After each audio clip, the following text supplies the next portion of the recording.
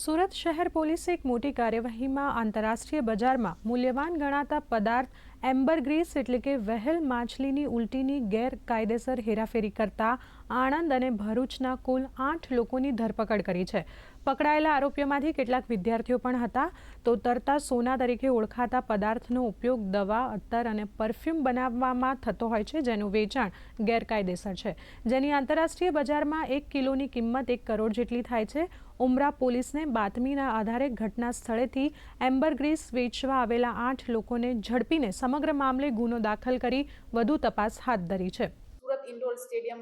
પાસે આવેલ ધવલગીરી એપાર્ટમેન્ટની ગલીના નાકે પાસે એક માહિતી એવી મળી હતી કે એક 4 વ્હીલ ગાડીમાં કઈ ઇસમો લગભગ કોઈ સબસ્ટાન્સ બેચે थे। तो આ માહિતી મળતા ઉમરા પોલીસ સ્ટેશનના સ્ટાફ ત્યાં જઈને ચેક કરતા